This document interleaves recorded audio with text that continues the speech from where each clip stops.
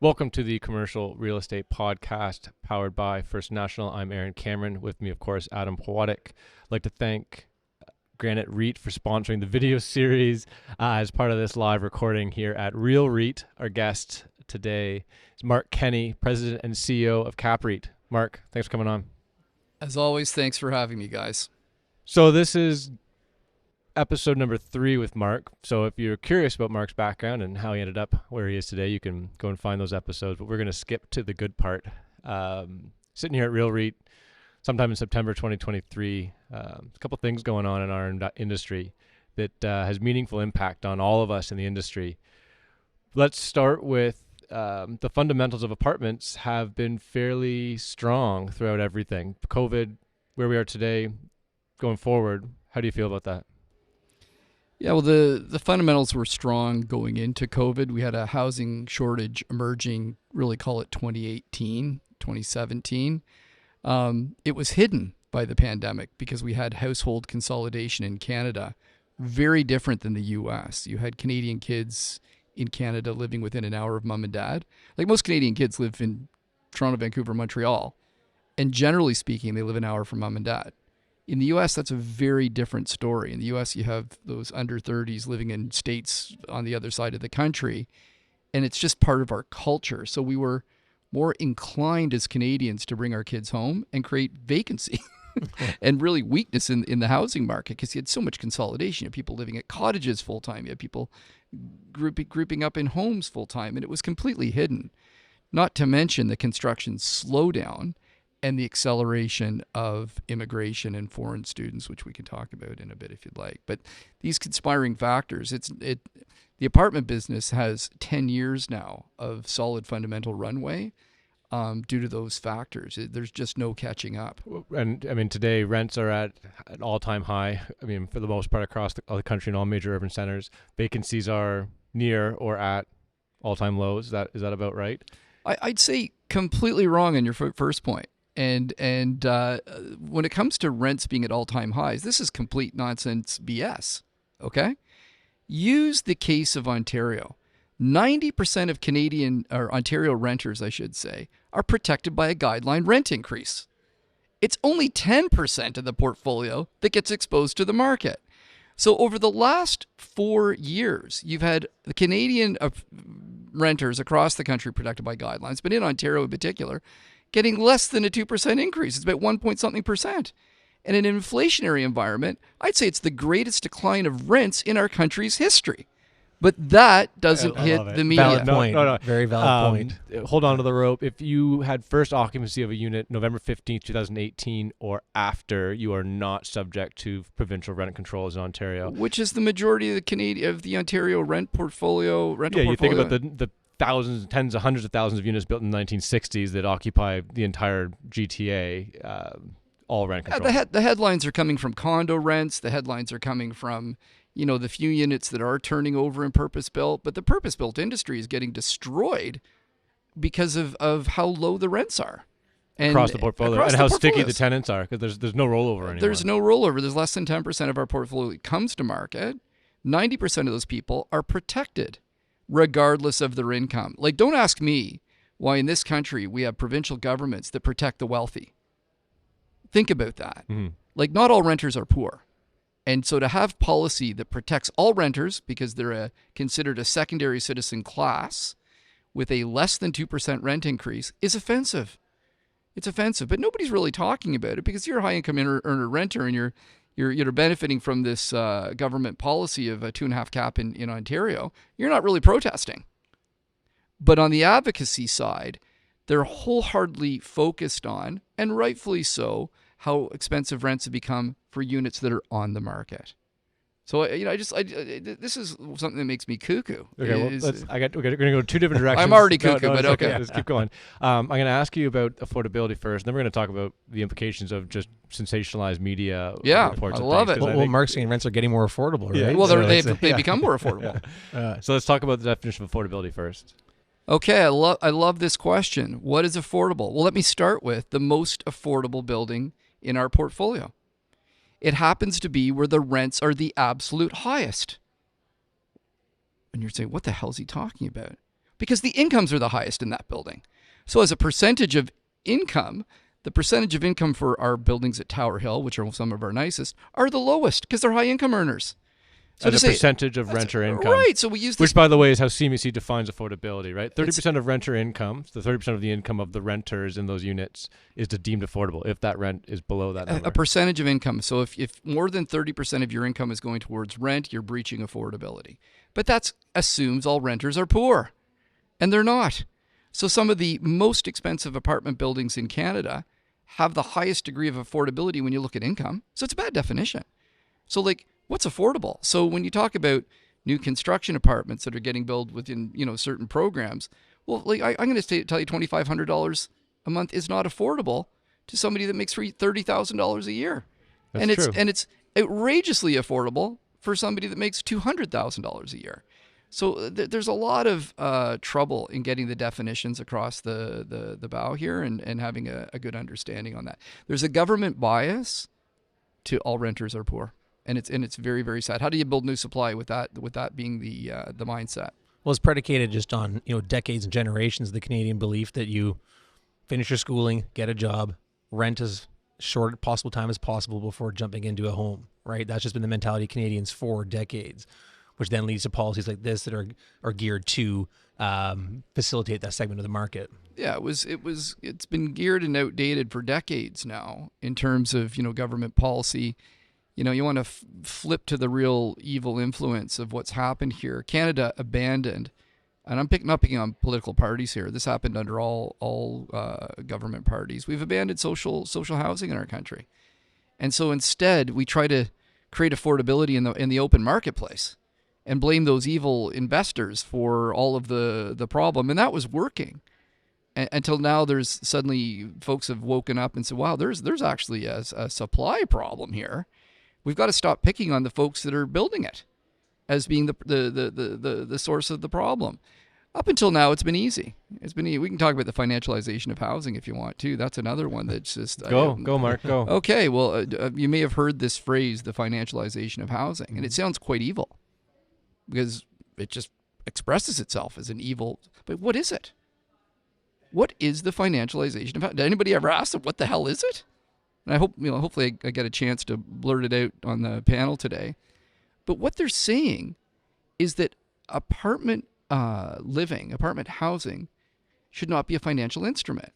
Well, by definition, purpose-built apartments have always been a financial instrument. Does it mean that the owner, the landlord, which is also another dirty word in my opinion, the owner, the real estate owner, shouldn't make money off of? That's the whole idea. The premise is, how dare you make a profit on someone's housing? Because it's an essential right. Well, that just means we have a country we want no rental housing. But do you think it's directed more at the landlords at scale or at individual homeowners? People that go, they own a home, they raise their family, then cash out for $3 million. You're a smart guy asking smart questions, but even I can see what's going on here. Number one, I am completely supportive of the problem of investors buying single-family homes as rental and driving up the prices, okay? That kills the Canadian dream. Now, we're not in that business. We don't buy homes. That's a big U.S. business. That's where the financialization of housing first got its legs, is when neighborhoods are being destroyed by big investors coming up and buying up single-family homes. Apartment rentals, by definition, have always been owned by investors since the dinosaurs. Well, if there was rentals back then. It's in the language. It's purpose-built. Purpose-built. It's an investment for the purpose of renting, okay? But then what you said is it aimed at large corporate owners. So let's stop. This is the narrative out there. What are we doing different as large corporate entities owning this real estate than private guys? What's the difference in behavior? Point to it. Well, I can point to it. We have investments in ESG. We have investments in long-term sustainability of the asset. We have more secure homes. Our tenants love our investment in the assets because they're the beneficiary of those investments, and we have very modest return expectations. In the private market, where there's no visibility on any of this, none of this happens. And no regulation. None of it happens. So again, this narrative of big corporations coming in and acting badly. Well, stop. Where's the evidence of this? And I'll give you a good example of how cuckoo it's become. If I own 1,000 apartments in Toronto and I do 10 evictions in a year, I'm deemed to be a much worse landlord than a guy that owns a sixplex and does one eviction a year. Okay, who's the worst landlord? Like, they can't account for the scale of the size.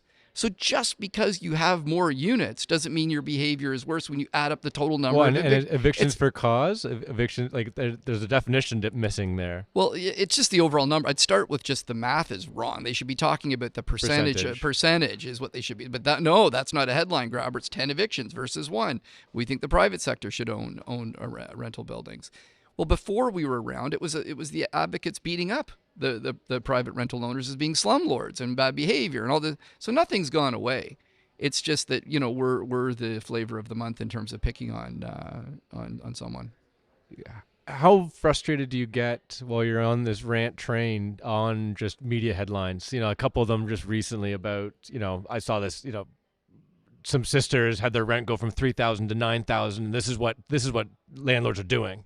And it was one unit. It's probably one guy that owns a condo unit. Not the REITs. Not the REITs. Yeah. You're not gouging your tenants? No. No. Well, we are getting market rents on the 10% of the portfolio we can access each year. 10%, not 90. They're getting less than 2% rent increases.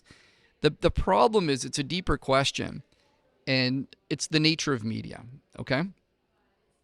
So I am extremely hesitant to do any sort of interview that's not live. The print is the worst, and when you're being quoted in a story, it's terrible. But if you're live, you can kind of express yourself and give context. The problem with written media now, which is the traditional form that everybody reads, is that there's no staff reporters.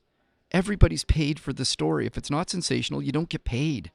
And so it's clickbait. It is. And so if you can't come up with something saleable, you don't get paid that week. And so it's created, what used to be responsible investigative media that's balanced into sensationalized media because you're lucky to get someone. And then the nature of media, I use the example. It was when I was a kid, I'd come home from school. And whether I liked it or not, my dad was sitting on the couch reading the newspaper. And whether I liked it or not, I read the headline and we talked about it at dinner. And during dinner, right after Three's Company, because we'd be watching Three's Company, the news would come on. And there'd be more news, and the family would sit and have a discussion about the news, whether I liked it or not. And so what was going on was a family discussion about current events and what's happening that allowed you to form a view. Depending on the household you're in, you had maybe one kind of view being said versus another, but there was still a discussion, and it was balanced, and the type of reporting was I'm going to call it fair. Okay? Today, it's like if I like gardening, I click on all my gardening stories and I like whatever. And if to get me off my gardening app or my news feed, then I've got to see something really big. So if I can see a story about 2 sisters getting evicted for $9,000, who's not going to say that's terrible? Nobody. Nobody's going to say that's not terrible. It's like the financialization of housing. It sounds evil until you say, what is it? And people, I don't actually know what it is. That's a good question mark. So it's sad. It's sad that we don't have balance in the media anymore.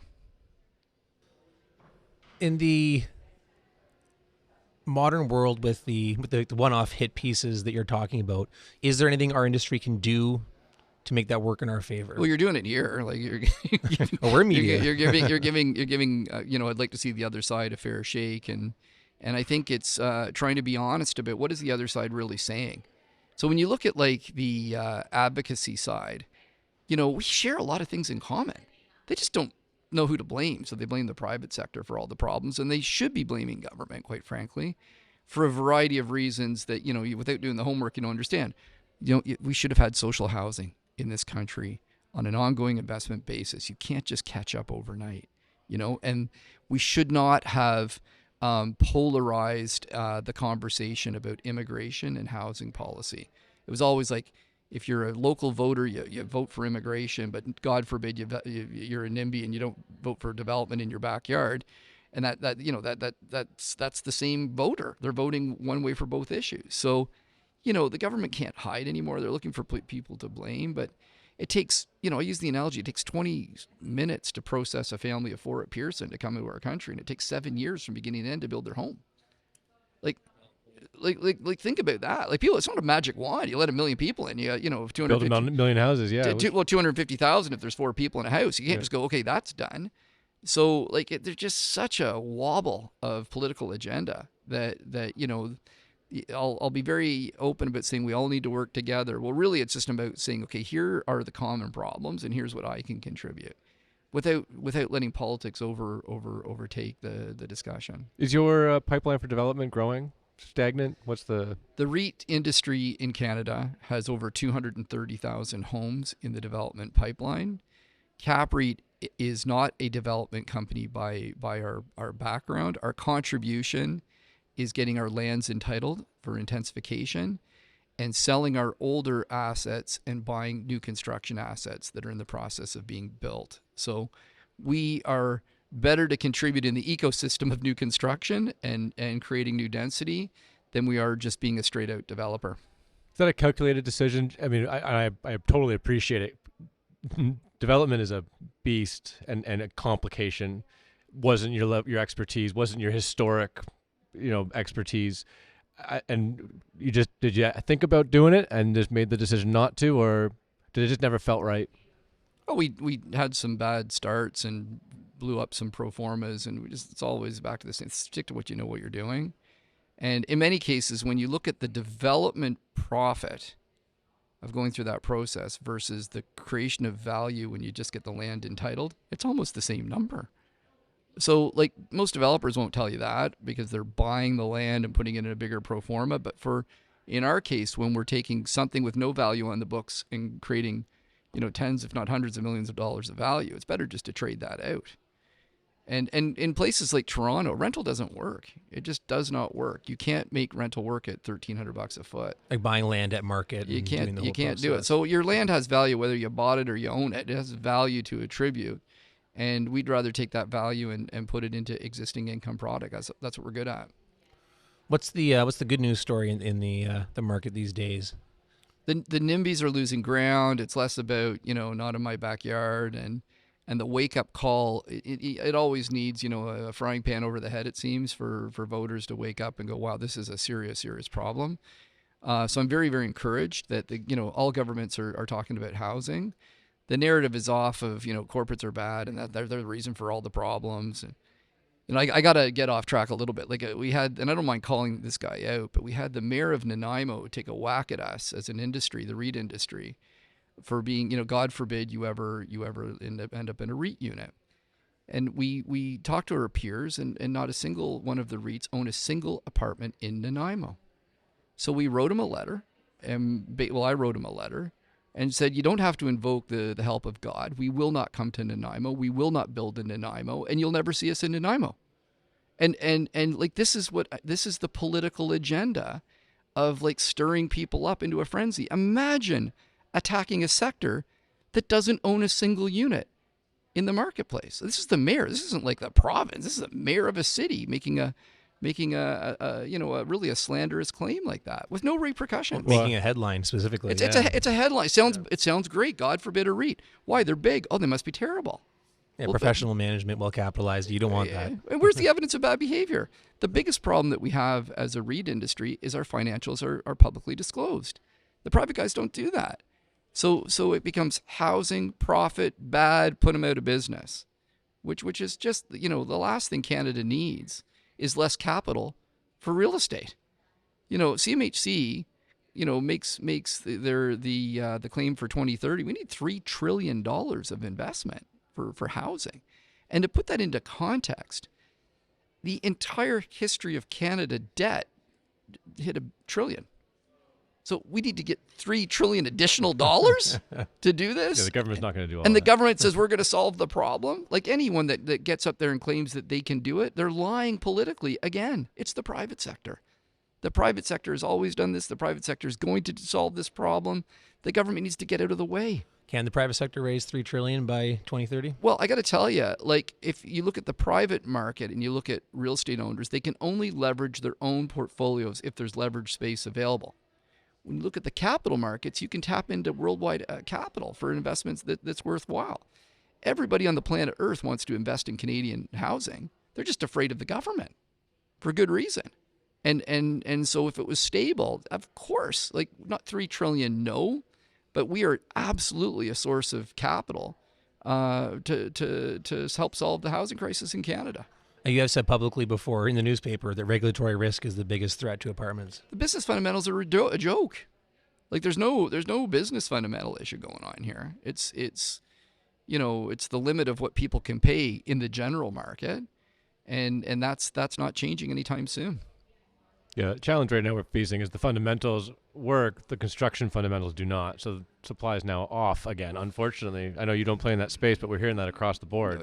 It's just the added, not headwind, the added hurricane that people aren't really talking about. We were busy complaining about development fees and the cost of land and the regulatory environment. These are absolute musts, but it's got nothing in comparison to the cost of funds and just the general cost environment to build. Like, everybody's pens down. Yeah. But the problem is the left side of the argument assumes you're going to build no matter what. And what I have said, it's somewhat cheeky, is that nobody is preventing housing advocates from taking their life savings and losing it in a housing investment. There's no law against that. They can do it. Nobody said you're not allowed to participate. That is cheeky. No, but it is true. It is true. So, but what that point is trying to express is that investment won't go for the sake of losing money. Investment will go for a modest return on capital investment. If that modest return isn't there, investment won't go. That's obvious. People are always generous with somebody else's dollar. Yeah, but are they really serving the community they claim to serve when you want to stop and attack supply? Like this business of there's no supply crisis, it's just about bad behavior, and this is all very short-sighted. Like but it does. But it surprises me that it's finally coming to the Canadian public narrative that immigration and foreign students do have effects on the housing market. And at a minimum, we can't facilitate it. When you've got, foreign students living in shelters and new Canadians like living on tent cities, this is disgusting. This isn't the Canada that we've said to the world and we are. Unfortunately, Mark, as you well know, it's just going to get worse for now because there's no quick answer. You're not building however many number of units you need. No magic wand. Yeah, we're almost out of time, so we better get to interest rates. Yeah. And just how that's impacted your business and how that's impacting your decision making today. Yeah, well, how it's affected the decision is that we're in a recycling of capital mode. So the good thing again about CapREIT is the most liquid part of our portfolio is the non-core part of our portfolio, the real affordable stuff. There's a lot of buyers for that out there still. We're able to take that and pay down existing debt. And when you look at it, you go, well, when interest rates are close to 5% and the traditional yield spread that you need for investment is 150 basis points, well, that means you're buying 6.5 caps. So no one's selling their asset for 6.5 caps. So there's no leverage trade anymore, but there is recycling of capital. So, there's programs that CMHC have out there like MLI Select, for example, where, you're putting 95% leverage on an investment. So these aren't yield investors. These are investors that are banking on, putting $3 million into a $50 million deal and seeing that number double if the property goes up by $3 million. It's a leverage play, and it's pretty interesting in the current environment. But it's hard to match capital with real estate, income producing real estate today. Mark, we're out of time. I know you have duties on the closing panel. Yeah. You're probably introducing. You're the chair of the forum today. Yeah, I hate that job. You're a busy guy. Gotta read. I'd rather just express opinions. It's way easier. Well, we gave you this outlet. Yeah, there you go. Get it off your chest. There you go. Yeah, we'll have to have it back on because I don't think you got it all of your systems. So right. maybe I never will. No. We want to thank, of course, the Real Estate Forums for hosting us here today at RealREIT, Granite REIT for sponsoring the video series. And, of course, First National for powering the podcast. But most of all, Mark, thanks for coming back on the podcast with us. Thanks for having me, guys.